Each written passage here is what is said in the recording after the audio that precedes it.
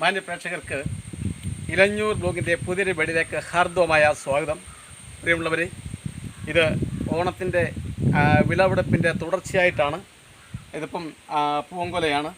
അപ്പം ഈ വർഷം മഴയുടെ സാന്നിധ്യം വളരെ കൂടുതലായിരുന്നു. മഴയുടെ സാന്നിധ്യം വളരെ കൂടുതലായതുകൊണ്ട് കൃത്യമായ വളം ചെയ്യാൻ കഴിഞ്ഞില്ല എന്നുള്ളതാണ്. ഒരർത്ഥത്തിൽ പറഞ്ഞാൽ യാതൊരു വളങ്ങളും ചെയ്യാതാണ് ഇക്കൊല്ലത്തെ ആദായം എനിക്ക് ലഭിച്ചിട്ടുള്ളത്. അപ്പം അതിന് ഞാൻ കൃത്യമായ ഒരു നന്ദി പ്രകൃതീശ്വരനോട് അർപ്പിക്കുകയാണ്. കാരണം മുൻകാലങ്ങളെ അപേക്ഷിച്ച് ശക്തമായ മഴ പെയ്തുകൊണ്ടേയിരുന്നു. മഴ തുടർച്ചയായി പെയ്യുമ്പോൾ വളം ചെയ്യുന്നത് ഉചിതമല്ല എന്നാണ് ഞാൻ മനസ്സിലാക്കിയുള്ളത്.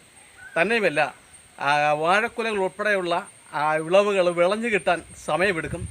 അതുപോലെ പൂവൻ കൊലയെ സംബന്ധിച്ച് ചൂടും സൂര്യപ്രകാശവും നല്ല രീതിയിൽ കിട്ടിയെങ്കിൽ മാത്രമേ വലിയ കൊലകളും വലിയ തൂക്കമുള്ള കായ്കളും ഉണ്ടാകത്തുള്ളൂ.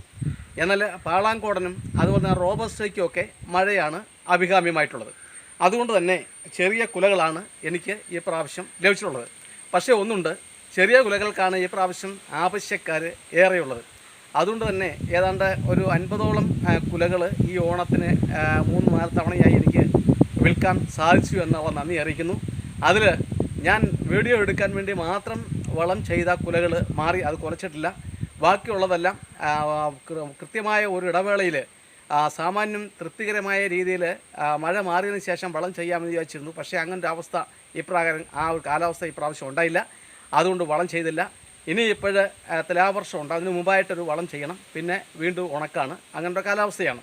അവിടെ കൂടുതൽ വാഴയുള്ളവർക്ക് പ്രത്യേകിച്ചും കരപ്പുരയിടത്തിലൊക്കെ വെള്ളം തളിച്ചു കൊടുക്കാനൊക്കെ വളരെ ബുദ്ധിമുട്ടാണ്. അപ്പോൾ അതുകൊണ്ട് തന്നെ നമ്മളോട് സാഹചര്യം എന്താണോ പറയുന്നത് അതനുസരിച്ചൊക്കെയാണ് നമ്മൾ കൃഷിയിൽ ഏർപ്പെടുന്നത്.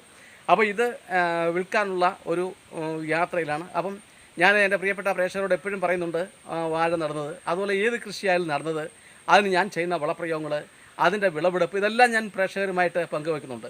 അപ്പോൾ ഇത്തരത്തിൽ കൃഷികൾ വലിയ മുതൽ മുടക്കൊന്നുമില്ലാതെ ആർക്ക് വേണമെങ്കിലും അല്പം പറപ്പുണ്ടെങ്കിൽ നമുക്ക് കൃഷി ചെയ്യാൻ സാധിക്കും. എൻ്റെ കൃഷി എന്ന് വെച്ചാൽ വാഴ ആദ്യം ഒരു മൂട് വാഴ വയ്ക്കുകയാണ്. അതിനുശേഷം അതിൻ്റെ കൊല വെട്ടിക്കഴിഞ്ഞ് 2 മൂട് വാഴ വിത്ത് അതിനകത്ത് നിർത്തിയിരിക്കും. അങ്ങനെ ആ 2 മൂടിൽ നിന്നും കൊല കിട്ടുന്നുണ്ടെങ്കിൽ പിന്നെ 4-5 മൂട് ചുറ്റും നിർത്തിയതിന് ശേഷം അതിന് നല്ല രീതിയിൽ വളം ചെയ്ത് 5 കൊല ഒന്നിച്ച് വിട്ടും പിന്നെ അത് മാന്തിയെടുത്ത് ആ വിത്ത് പിരിച്ച് നടുകയാണ് ചെയ്യുന്നത്. അപ്പോഴിപ്പോൾ കൊല വെട്ടിയ വാഴകൾക്ക് നാളെ ഞാൻ വളം ചെയ്യും. തീർത്തും ജൈവവളമാണ് ചെയ്യുന്നത്. രാസവളം ചെയ്യാമെങ്കിൽ വലിയ കുലകൾ ഏതാണ്ട് നല്ല തൂക്കം വരുന്ന വലിയ കുലകൾ ഏത് കാലാവസ്ഥയിലും കിട്ടും. പക്ഷേ ഞാൻ രാസവളം ചെയ്യാത്തതിൻ്റെ പ്രധാനപ്പെട്ട കാരണം രാസവളം ചെയ്താൽ മണ്ണിൻ്റെ ഫലഭൂയിഷ്ടി നശിച്ചു പോകും എന്ന് മാത്രമല്ല, ആ മണ്ണിലെ പല വിധത്തിലുള്ള ആ ദോഷങ്ങൾ, മണ്ണിലെ നല്ല ബാക്ടീരിയകളൊക്കെ നശിച്ചു പോകും, മണ്ണിൻ്റെ പുളിപ്പരസം കൂടും.